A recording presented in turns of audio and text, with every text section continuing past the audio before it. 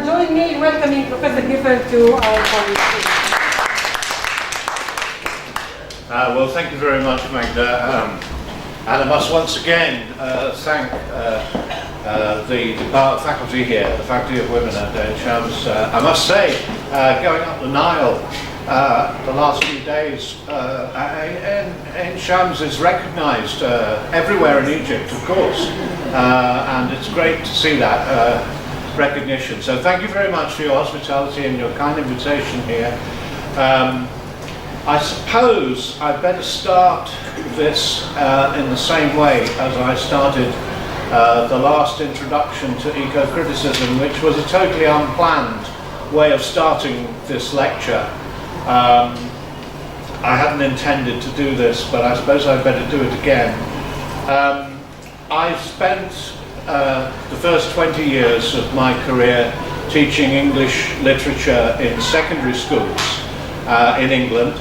And when I started teaching, corporal punishment was in use in English schools, and teachers could order their canes with which to cane pupils, to discipline them, from the magazine of the Teachers' Union. The Teachers' Union actually sold canes for disciplining children.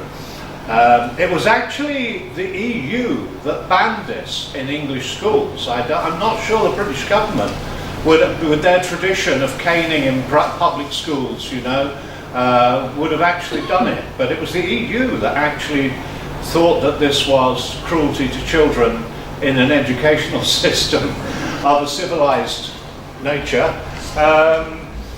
And of course those canes were willow canes. Another word for the willow tree in dialect in England is the withy tree, and I'm going to begin with a medieval text that is called the Bitter Withy. And if you want to look up the words of this text, you'll find it on the net if you look up Bitter Withy. Where I live in Somerset, withy trees are all around us because we're in the low-lying drained areas, and the withy trees line the drains that drain the agricultural meadows. Okay, meadows is my second lecture, which is pastoral. This begins with withy trees. And the other thing that I said in the introduction last time, I remember now, when we have a half-term holiday in England, it always rains. Teachers get the flu, and it rains for kids. And it not only rains sometimes, but you get hail, you know, falling from the sky. So, don't be frightened. This is an unwritten medieval text. It is an oral text, and I'm going to sing it. So, please don't be frightened. Leave the room. Run out. Okay, here we go. Come and have a seat. Come and have a seat. Yeah, get yourselves comfortable.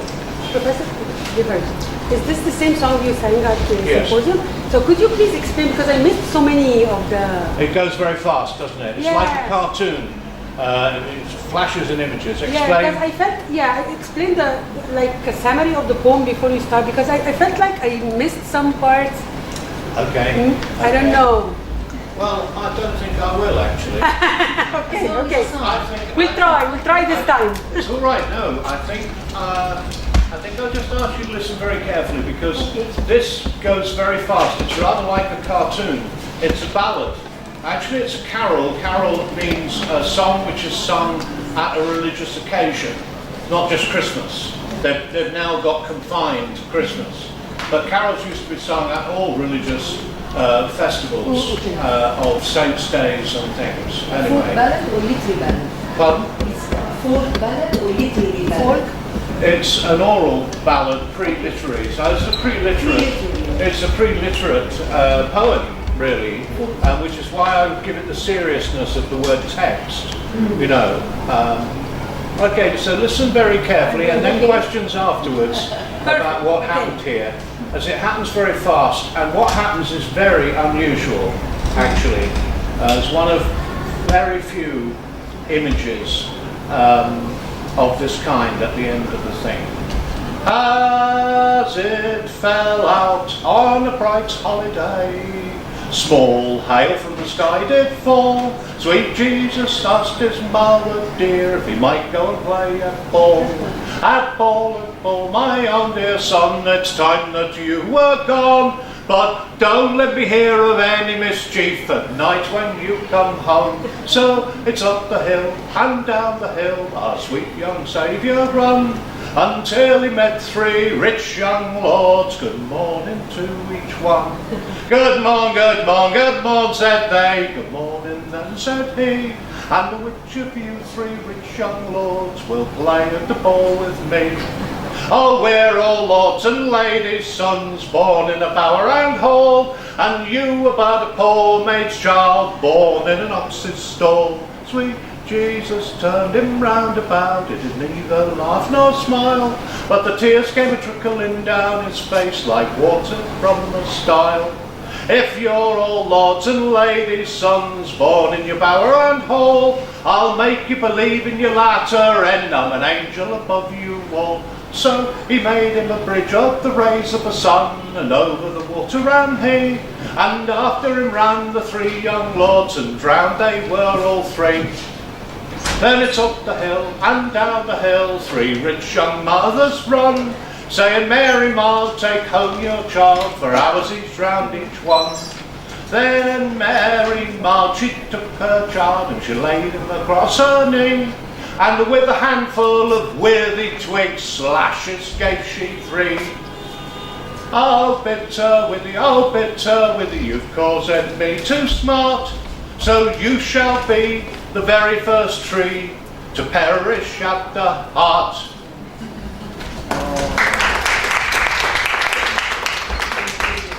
So the willow tree, that's why the willow tree is always perished at the heart. You know, it bows over. It's the weeping willow. Yeah? And I think that's an amazing song. It deals with, in typical medieval practical terms, how could it be that the Son of God was a human being, a child, who could work miracles as a child? How did a mother practically deal with a child with such powers? And it deals with class, with bullying, with playground bullying. How did the child not respond using magic powers to bullying in the playground? The humanism of this at heart is what raises these questions, quite, I think, metaphysical questions, quite philosophical questions, quite religiously challenging questions for its audience. And so I always, and that image of Mary beating the Christ child only appears in one painting in European medieval art. And this is the only song in which that image appears. That makes it a very rare image, understandably rare image, but an image which raises questions about the metaphysics of the Son of God taking a human form in the Christian tradition. And of course it's all focused on explaining why the willow tree is shaped as it is. Yeah? And I always say to people, when you see a willow tree now, you'll never see it in the same light again, because now the willow tree represents all of these questions that that narrative raises for you. So here is an image of nature being used to anchor a series of questions, of very profound questions for our culture. So here is our culture using nature imagery to anchor questions about culture, difficult questions about culture. So here we are in eco-criticism, nature and culture, intertwined, pre-literate, before writing, before written poetry, in an oral tradition, in an illiterate society, making complex poetry that uses nature imagery to raise questions of a cultural nature. And here we are immediately. So what I'm drawing attention to is the fact that eco-criticism engages with nature and culture, which have always been part of Western European tradition. And the pastoral terms of that tradition I'll do with I'll explore in the next lecture. Okay, so what I'm beginning by saying is that eco-criticism doesn't deal with modern environmentalist texts that deal with the contemporary environmental crisis only. It deals with representations of nature everywhere in our literature, which are of course everywhere, because even the most urban novels have a sky above them, have weather happening in elsewhere than Cairo. They have weather happening in them in the British tradition. So weather is happening everywhere, and even within the staff room here, there are plants growing. Even inside the building, there are plants growing. Plants are needed. Nature is present. Our need for nature is such that we have plants growing inside a room, inside a concrete building. Okay, so now I move to, can we have the lights down? Yes. Do you think? Thank you very much. Sure. Yeah, so you can see these images. So we begin with 3 years ago, the 2nd of February. I know it's the 2nd of February because it's my wife's birthday, which I do remember.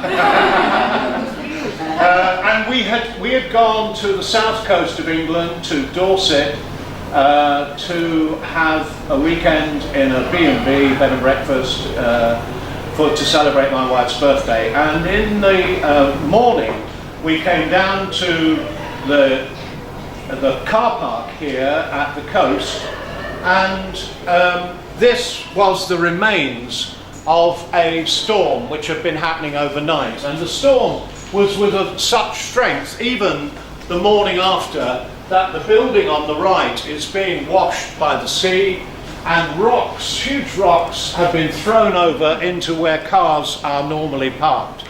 And this, I realised, is sea level change happening. Yeah? This is sea level change happening now. And, there we go.